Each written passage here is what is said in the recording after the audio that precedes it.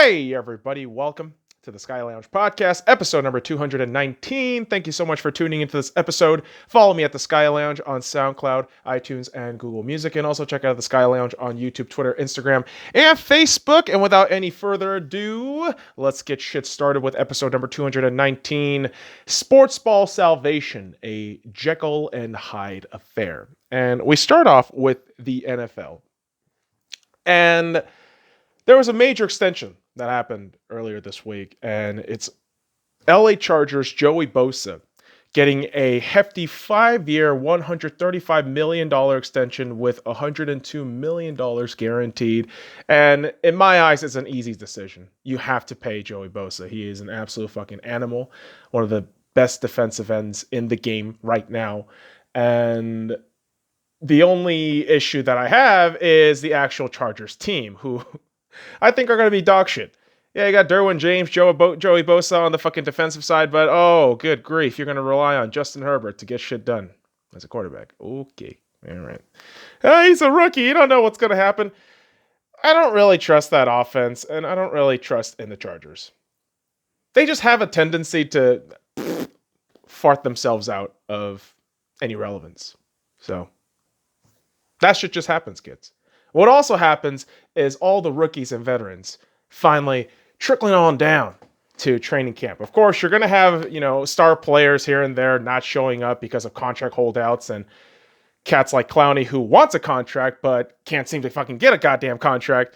And, part of the process is that, rookies are now signing their contract extensions or their official rookie contracts. And you see a cat like Joe Burrow inking his name into that contract with the Cincinnati Bengals, and you just think, oh, vaya con Dios, mi amigo. My goodness. Cincinnati is going to be a rough fucking scene, but hey, maybe Joe Burrow, adds 5 or maybe 6 wins from their result last season, which was 1-15, 2-4. Was it 1-15? The Bengals? I don't fucking remember. They got Joe Burrow, so aren't they fucking happy? They should be. I don't know if Joe Burrow is going to be happy. Maybe 2-3 years down the line, like, oh shit, not Paul Brown. Is it Mike Brown, the fucking owner of the Cincinnati Bengals? Ugh, no thanks. No fucking thanks. Although fans won't be saying that about the Tampa Bay Buccaneers, right? You've had years of mediocrity, years of not making it to the playoffs, and now you are in an all-in push to get to the playoffs and potentially win the Super Bowl. And a move to sign LaShawn McCoy for 1 year, it just shows you that, hey, we're going to try to fucking win now. We want to win now. And Tampa Bay, maybe they have the firepower to do so. Will it actually happen? We don't know yet. We don't fucking know.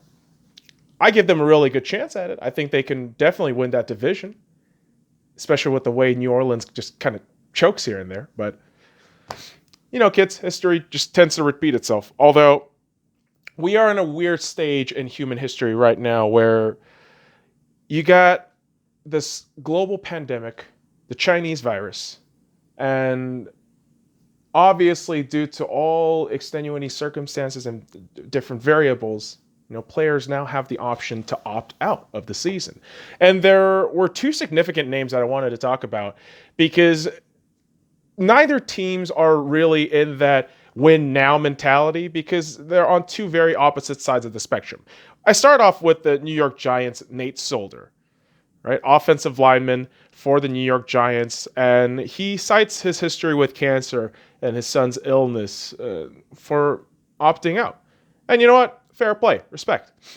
But when you look at the Giants as a whole, right, you're thinking, oh my God, that O-line is going to be abysmal. How the fuck is Daniel Jones going to survive in year 2? I have no idea. But on the other fucking side, you got the Kansas City Chiefs, Damian Williams. People who definitely wanted this guy to win Super Bowl MVP. Clearly not Super Bowl MVP. It was Patrick Mahomes all fucking day. But this is the cat who was pivotal in Super Bowl 54 and he decides to opt out. Okay. In the grand scheme of things, do the fucking, Chiefs really need to win now? Not really. No. But you got Patrick Mahomes. I mean, you got the half a fucking $1 billion man. He just recently bought fucking part ownership, like a small part ownership with the Kansas City Royals. So, yeah, you can do whatever the fuck you want at this point. You got Patrick Mahomes. You're fine. If you don't get to the Super Bowl, whoop-de-fucking-do. That sucks. You could just go back at it for 9 more motherfucking years. Actually, 10, because the extension starts after this season. That's right. Patrick Mahomes is going to be around for a long time. So you needn't worry about this year. Now, for legacy purposes, do you want to go for a back-to-back? I'm sure everybody in that Chiefs room does. But again, Damian Williams seems like a luxury item that you don't really need. Because again, Patrick Mahomes, kids. Patrick motherfucking Mahomes. And, of course, this is where I have to kind of complain about the NFL top 100 list. And how fucking stupid it is that you have Patrick Mahomes at number 4 and Lamar Jackson at 1 and Russell Wilson at 2. Now, granted, I do think Russell Wilson is the second best quarterback in the league right now. Number 1 is Patrick Mahomes. All day, every day. There is no ifs, ands, or buts. It is Patrick fucking Mahomes at number 1. The fact that you have him at number 4 behind Aaron Donald is all I fucking need to say about how atrocious this NFL 100 list is. Although, to be fair, they're finally respecting Russell Wilson. Yeah. I recall last year, if I'm not mistaken, they had Rodgers or one of those cunts above Russell Wilson. I was like, what the fuck kind of tape have you been watching, motherfucker? Apparently with the NFL 100, not a whole lot.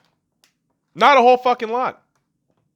You don't have the fucking brain capacity to sit there for 2 fucking minutes and think, Michael Thomas, DeAndre Hopkins, or Julio Jones. Who's the best? Not Julio. Huh? Julio Jones at 11, you stupid fucks? Can you just sit down for a minute and think about that shit for a second? And really analyze what you just said? Julio Jones is the 3rd best receiver in the league? Huh? You psychopaths. Oh my God. Same motherfucking people who will argue Matt Ryan's a good quarterback. He's not. He's not. Julio is stuck in hell. DeAndre Hopkins had Deshaun Watson. Now he's getting Kyler Murray. A very younger version of Deshaun Watson, in all honesty, with Larry Fitzgerald on the sideline too. Isn't that fucking nice? Oh, yeah. Who does Michael Thomas got? Drew Brees, a Hall of Famer. After he retires, I mean, I don't know what the hell he does, but he's definitely going to the Hall of Fame. But what does fucking Julio Jones got to work with? Matt Ryan. And a slew of fucking backup quarterbacks. You put this man at number 11? Oh my fucking God. Unbelievable. But you know how shit goes, man. Kings who crown themselves are not real kings. They're peasants. And I see Julio Jones as a true king of the wide receivers. Not Michael Thomas, not DeAndre Hopkins. Sorry, kids. And although, I mean, you could throw the same logic to Jamal Adams, the dude is spectacular. The dude is spectacular. I mean, I've seen tapes on the Jets. Granted, I've been watching a lot of Brett Coleman, been watching a lot of Set the Edge, and various fucking highlight tapes from last season for the Jets. But overall, when you think about it, yeah, I mean, the Seahawks may have given him 2 first-round picks, but god damn, it's Jamal Adams at age 24, 25. And he's got a couple years to give, at least 2 years on that rookie deal. Ooh-wee. It's nice. And sentiments like saying he wants to retire in Seattle, makes me like him even more. It's like, yeah, dude, I would love to have you in Seattle forever. But financially isn't logistically possible, right? Russell Wilson, his fucking number. You still got Bobby's number. I mean, eventually you're going to have to pay guys like Jaron Reed. Shaquille Griffin is going to want a big fucking payday. Eventually, Quandre Diggs is going to want a big fucking payday if he continues to be on this positive trajectory of just beastliness. And yeah, man, I don't know. I wish Jamal stays forever too. But we know the nature of football. It's a very cutthroat business. And I thought cats like Richard Sherman and Earl Thomas were going to stay here forever. Hell, I got their fucking jersey. I thought Cam was going to be here forever. But injuries, right? And it just shows you. I mean, it's a very, very fleeting thing, the NFL. So, yeah, I love the sentiment, but I wouldn't be surprised if eventually he leaves. I mean, that's just part of football, guys. It is. And yes, while we have football, we also have football. And in this football, there's a really, really shitty thing called FIFA. And I'm going to put a huge asterisk here. I say shitty, but FIFA is also the organization that gives us the World Cup and other organized form of football. And so, despite me hating it, I love football. And this is a huge distinction I need you kids to understand. I hate organizations that control sports, generally speaking, but I love the actual sports themselves. And FIFA is no exception. And when they got news saying they got a cocksucker like the President Gianni Infantino being investigated by Swiss special prosecutors for fucking criminal charges, I'm looking at that shit and thinking, what's actually going to fucking happen? Will this actually make a fucking difference in FIFA? No. Because you motherfuckers are ruled by blood and oil money, and that shit isn't going to change anytime soon. It's not. And funny enough, and ironically, one team that's not going to be getting any of that oil money is Newcastle United, where a potential £300 million buy by a Saudi-backed consortium was pulled out. Wah, wah, wah.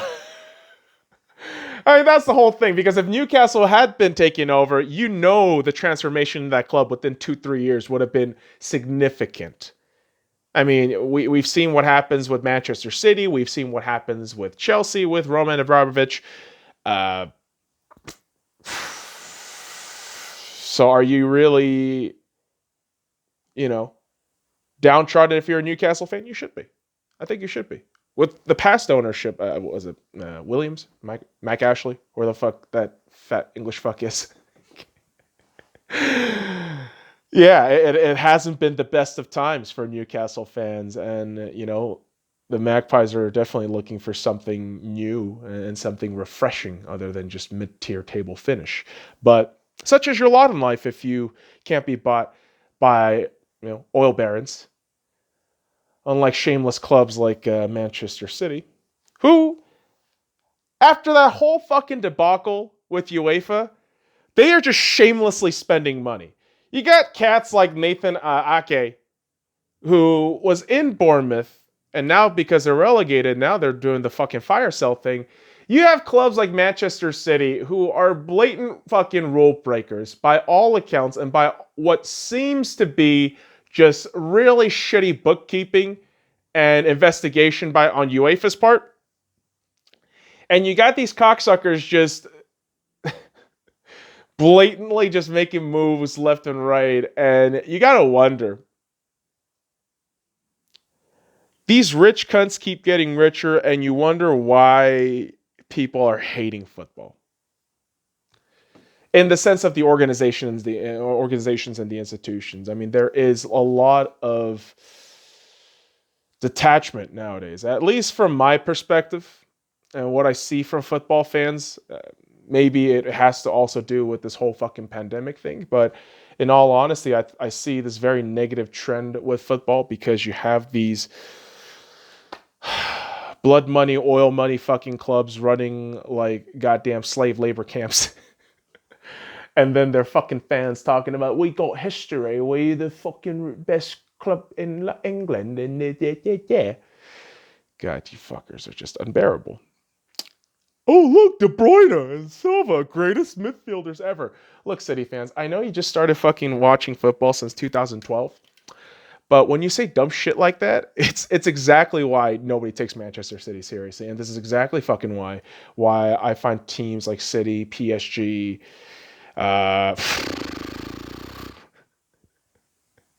just oil run fucking teams, just absolutely despicable. Can't stand it. Can't fucking stand it.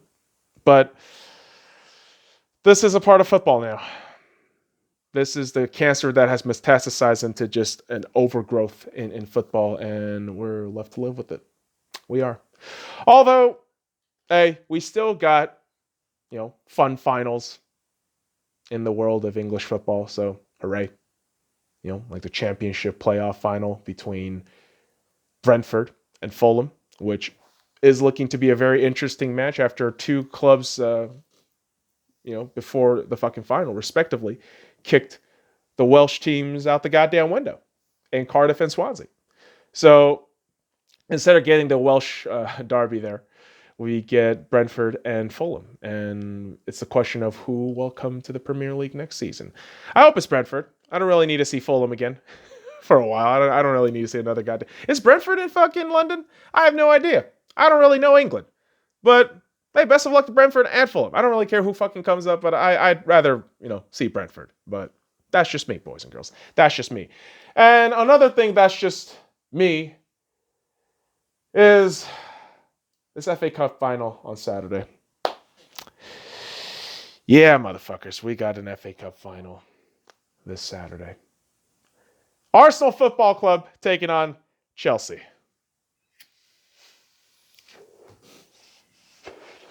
Holy shit. Smoking helps, because I get nervous about shit like this. And I gotta tell you, man, I haven't really been excited, nor have I been downtrodden. Been kind of just indifferent about this whole ordeal. And I'm hoping I could remain that way until the start of the game. Because, good God, another fucking final against Chelsea. I don't know what to do, man. I know I'm going to watch it. But I'm just going to zero myself and just save all the emotions until after Saturday. So, you're going to have a fun fucking Saturday from me, boys and girls. Regardless of the result. And yeah, I'll be honest. If Arsenal loses, there's probably going to be a better and funnier video. But if Arsenal wins, it's just going to be a really unbearable rambling. As all of this really just tends to be. But I'm going to be slobbering and just probably drunk if Arsenal wins. But we'll see. We'll see what happens on Saturday with the FA Cup final. Come on, you Gunners. Can't fucking wait. And god damn it, boys and girls. You know what I genuinely cannot wait for? Hockey! Hockey is gonna be back on Saturday. All exhibition games are fucking over because the Vegas Golden Knights played the final exhibition game in the NHL restart bubble, whatever the fuck you want to call it. Stanley Cup qualifiers, the official fucking way to say it. But playing the last exhibition game, I watched the Vegas Golden Knights grab a 3-1 lead against the Arizona Coyotes. And just a few quick thoughts with the Vegas Golden Knights. They looked sloppy at first, but Riley Smith capitalizing twice in special teams, and Alex Tuck with a brilliant bit of goal, a la fucking Patrick Kane in that fucking Stanley Cup final against the Philadelphia Flyers with that fucking side netting shit. But technically, hit the fucking top corner on the crossbar there. But just brilliant stuff from the Vegas Golden Knights, and Arizona looking little razzle-frazzled, especially in the penalty kill department. But it's a fun bit of hockey that I got to watch during the workout I had in the fucking hellhole known as the garage. But I cannot fucking wait for the play-in rounds to start. And, despite the fact that other than the Vegas Golden Knights, I have no other fucking emotions for any other goddamn teams, I'm just going to try to watch as much fucking play-in games as possible. These qualifier games look to be absolutely amazing. I mean, you're going to start off with, I believe, Carolina versus the New York Rangers, if I'm not mistaken, on Saturday morning. I have to double check on the schedule on that shit. But, hockey is back. Hockey is fucking back. It's going to be in full force, and holy fucking shit. Ecstatic! I'm fucking ecstatic, man!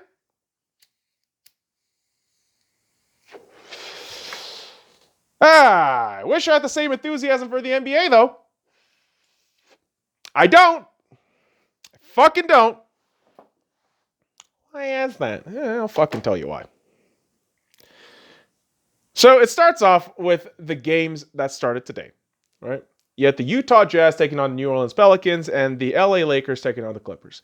Lakers and Utah Jazz both win by 2 points, but the game isn't important in my eyes. What's unfortunately important in this fucking game was the fact that the NBA is now a woke pageantry. It is absolutely fucking cringeworthy to watch this shit from the NBA. And as soon as the fucking game starts, you have just wokeism all over. Black Lives Matter, all this shit, kneeling during the national anthem. It's just the kind of bullshit that makes me not only mute, but turn off the fucking TV. Why is that so? Because you're dividing the nation rather than fucking unifying it, which is what sports is supposed to do as a form of escapism. Yet you rich, entitled motherfuckers can't seem to get this through your fucking head. And you want to go with this pageantry. I'm more than an athlete. You're a fucking social justice warrior with a huge sense of entitlement and self-inflated ego. Most and all of you fuckers. So get lost. Jesus fucking Christ. You know what I'm going to start doing now with the NBA? I'm going to try to avoid live games because it's giving me a fucking headache. I'm going to go ahead and do this shit, boys and girls. And if you want to avoid the perpetual disgusting wokeness from the NBA, I suggest you do the same. Avoid live games. Go back on replays. And just skip it on through. Just watch the actual game. Skip the commercials. Skip all the fucking anthem shit. Just watch the actual game. Because good grief, dude, you get fucking lost in this goddamn wokeness, you are gonna get sick to death. Because you know what? Also, I gotta point out the hypocrisy. The NBA is actively bringing in politics to the forefront when, ironically, their own involvement with China and the horrendous practices and protocols they gladly nod, that shit just goes unnoticed, and you expect me to have some sort of fucking sympathy and empathy with what you're fucking saying? Get lost. Fuck off. You're a pathetic league. I love the sport of basketball, but the entire league has become an intolerant breeding ground of race baiting, anti-American sentiments, and general stupidity for the masses to just bite along and nod their heads at. Oh yes, LeBron James is always right. He's kneeling to the fucking communist government, dude. The communist government that he wants. AKA China. He's bowing down to China. LeBron James. Pathetic. Fucking pathetic. Your masters tell you what to do, you do that shit. Kneel, motherfuckers. Okay. Hey, can you stand up for Hong Kong and what's going on? No. China said no. Holy fuck. Much like every fucking sports league, children, organizations ruin the actual sport. Okay? The NBA is a prime example of a sports organization and institution that has set itself as the forefront to being a fucking woke pageantry. Do you think people actually want to tune into that shit? I'm genuinely asking you. Do you want to watch the NBA to watch wokeism? Or do you want to watch the NBA for basketball? Apparently, every fucking woke motherfucker wants to watch the NBA for that fucking bullshit wokeism. Isn't that fucking nice? I swear to fucking God, man. Everyone just tries to actively destroy sports and then just say, oh, there's nothing wrong with trying to destroy the fucking fabric of sports. What's great about sports? It helps us escape this bullshit reality. But now this bullshit reality is just seeping on through into sports. The NBA, pathetic. MLB, even more pathetic. Not only are they the woke league, they are just the fucking cuck league. It's ridiculous. So you have a 60-game season, right? And as of this week, the two teams in the Philadelphia, is it the Philadelphia Phillies? Yeah. And the Miami Marlins, Florida Marlins, whatever the fuck they're called now, are in a tango with Kung Flu. What does that mean? Teams are, like the Marlins, are postponing all games, and Philly Stadium is canceling all stadium activities. Just a laughable affair because their Kung Flu protocol has been laughable and ineffective at keeping players, indoors and responsible. Yet, yeah, you thought, oh, hey, all 30 teams, let's go ahead and play in different cities. Let's not try to configure out a way to have a fucking bubble going on. Nope. None of that shit. Maybe like 8 hub cities that you could find within the regular season to have teams, minimize travel, maybe minimize spreading, but no. And of course, like, I could be wrong. I'm not going to complain, tell you that my fucking solutions are perfect.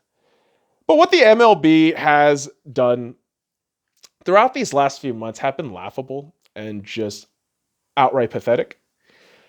And I know how many times I'm taking out the sunglasses and it's losing all sort of melodramatic effectiveness. But I'm going to take the shit off to talk about Joe Kelly. While I grab my smoke here real quick.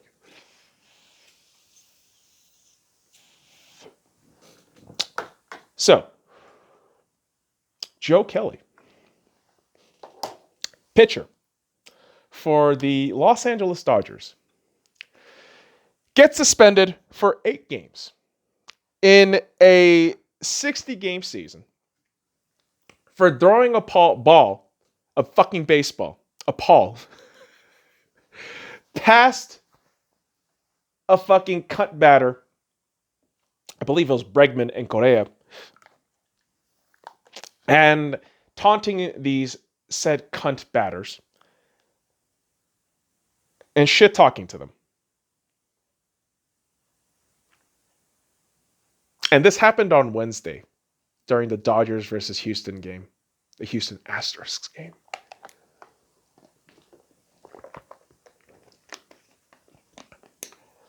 And the cocksuckers in the Astros bench clears out. They gotta test your manliness. Yeah! We've been wronged. Okay? You've been wronged, but you couldn't do shit when the score counted. Oh, man. You won the fucking 2017 World Series. Nobody counts that shit, you assholes. Nobody respects you. And guess what? That 2-0 sweep a couple days ago, that was nice. I like that shit from the goddamn Dodgers. Because it just is nice to get some level of flesh, but it's not enough. For me, it's not enough. And I'm going to be honest. When Major League Baseball came out with the 8-game suspension for Joe Kelly, I lost my fucking mind. I lost my shit. First of all, Joe Kelly didn't even hit anyone.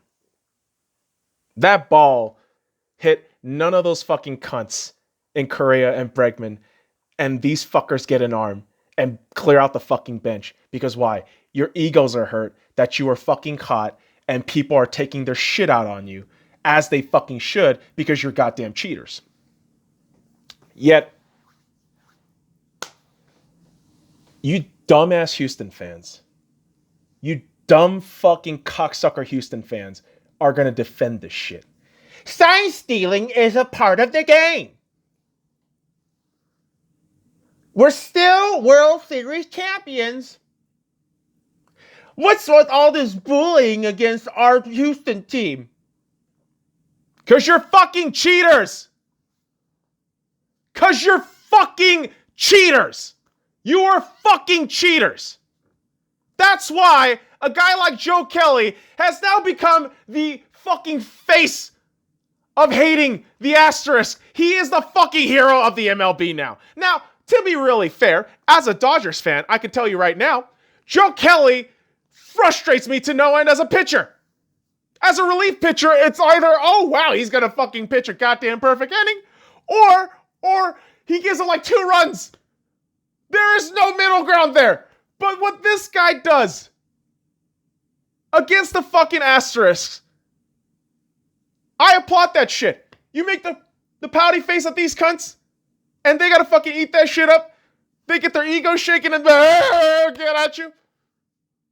And then the MLB, like the good fucking pimp they are, come to their fucking rescue. It's pathetic. You're helping out cheaters. And to top it off, the news comes out that, oh, starting 2021, we could punish sign stealing, electronic sign stealing. What the fuck for? Why do it then? Why can't you do it with these cocksuckers and the asterisks?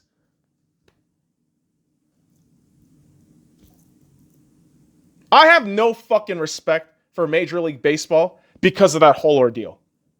I completely lost respect for any goddamn Houston Astros fan because of that whole fucking bullshit ordeal. Like, what the fuck do you want me to say? Do you want me to say, oh, congratulations, you beat us fair and square? You didn't beat us fair and square. And guess what? I will never admit to, as a Dodgers fan, being winners of that fucking 2017 World Series. We're losers. But guess what, Houston Astros? You're not winners. You're worse than fucking losers. You're fucking cheaters. You're goddamn cheaters. And you know what? If you can sleep at night and actively fucking cheer for cheaters, congratulations for being a real piece of shit. Go jump off a fucking cliff. Have fun with that shit. See where that fucking gets you. You know why Astros players are fucking reacting? Guilty conscience. Guilty fucking conscience. Politicians and criminals do that shit all the fucking time. Unfucking believable. This fucking bitch boy and Rob Manfred, his 30 fucking owners pimps, this whole fucking organization known as Major League Baseball, that whole fucking squad known as the Houston Astros, all need to die. Get the fuck out of here. Fuck all of you. And again, motherfuckers, I'm not going to go on no goddamn rampage. No rape, crime, or murder, motherfuckers. Can you fucking get that through your head? I am sick to fucking death of these goddamn hypocritical cunts benefiting off of cheating and fucking finessing rules, yet somehow I'm the crazy one. I'm the asshole fucking yelling. Okay. I fucking hate Major League Baseball. And again, boys and girls, I can distinguish this shit. I hate the organizations, but I love the product they give me. Oh, it's a bit hypocritical. I love sports.